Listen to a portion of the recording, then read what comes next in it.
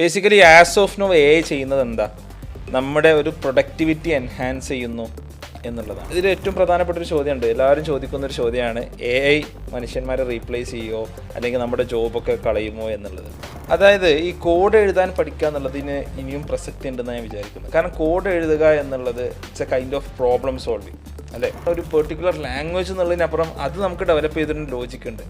ആ ലോജിക്ക് നമുക്ക് ഉപയോഗിച്ചുകൊണ്ട് നമുക്ക് കുറച്ചൊരു പ്രോംപ്റ്റിംഗ് സ്കില്ല് കൂടി നമുക്ക് ഉണ്ട് എന്നുണ്ടെങ്കിൽ ഡെഫിനറ്റ്ലി കുറേ കാര്യങ്ങൾ എന്ത് ചെയ്യാൻ പറ്റും, നമുക്ക് ചെയ്യാൻ പറ്റും. അപ്പോൾ കോഡിങ്ങിന് പ്രസക്തി ഇല്ലാതായിട്ടൊന്നുമില്ല. അപ്പോൾ അവിടെയാണ് കുറച്ചുകൂടി ഒരു സ്കിൽഡ് ആയിട്ടുള്ള ലേബേഴ്സ്. അപ്പോൾ ഫോർ എക്സാമ്പിൾ ഇപ്പോൾ നമ്മുടെ നാരോ ഇൻ്റലിജൻസ് വെച്ചിട്ട് ഒരു നേഴ്സിനെ നമുക്ക് റീപ്ലേസ് ചെയ്യുക എന്നുള്ളത് ബുദ്ധിമുട്ടാണ്.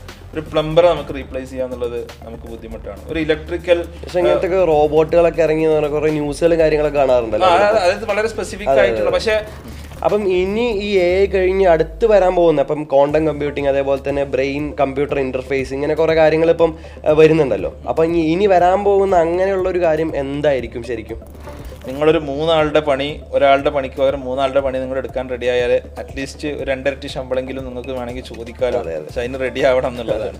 അപ്പോൾ ആ ലെവൽ ഓഫ് ടൂൾസ് നിങ്ങളുടെ കയ്യിലുണ്ട് എന്നുണ്ടെങ്കിൽ നിങ്ങൾക്ക് പല കാര്യങ്ങളും, ഇപ്പോൾ നമുക്ക് ചെയ്യാവുന്ന പല കാര്യങ്ങളും എന്ത് ചെയ്യാൻ പറ്റും, നമുക്ക് ഓട്ടോമേറ്റ് ചെയ്യാൻ പറ്റും. ഇപ്പം ഒരു റെസ്യൂമേ മാത്രം മതിയോ, അത് അവർ ചെയ്ത പ്രോജക്റ്റുകളുടെ ഒക്കെ ഒരു അവർ ചെയ്ത പ്രോജക്റ്റുകൾ അത് ഷോക്കേസ് ചെയ്യാൻ വേണ്ടി ലിങ്ക്ഡിൻ അതേപോലെ ഗിറ്റ്ഹബ് പ്രൊഫൈലുകളൊക്കെ ക്രിയേറ്റ് ചെയ്യുന്നത്, അതിൻ്റെയൊക്കെ ഇമ്പോർട്ടൻസ് എത്രത്തോളം ഉണ്ട് എന്നുള്ളതൊന്നും ഇത് കുറേ തള്ളാണെന്നുള്ളത് നമുക്ക് കുറേയൊക്കെ മനസ്സിലാവും.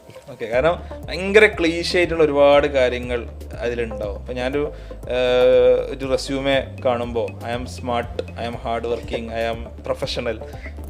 ഈ ഒരു കോഴ്സിന്, എല്ലാ കോഴ്സിനും പോകുന്ന ഒരു 90% ആളുകളെ സംബന്ധിച്ചിടത്തോളം അവരുടെ പാഷൻ തിരിച്ചറിഞ്ഞിട്ടുണ്ടാവില്ല. ഒരു നോൺ കോഡിങ് ബാക്ക്ഗ്രൗണ്ടിൽ ഒരാൾക്ക് കോഡിങ് പഠിക്കാൻ പറ്റും. ഒരു എ ഐ ബാക്ക്ഗ്രൗണ്ട് ഇല്ലാത്ത ഒരാൾക്ക് എ ഐ പഠിച്ചെടുക്കാൻ സാധിക്കും.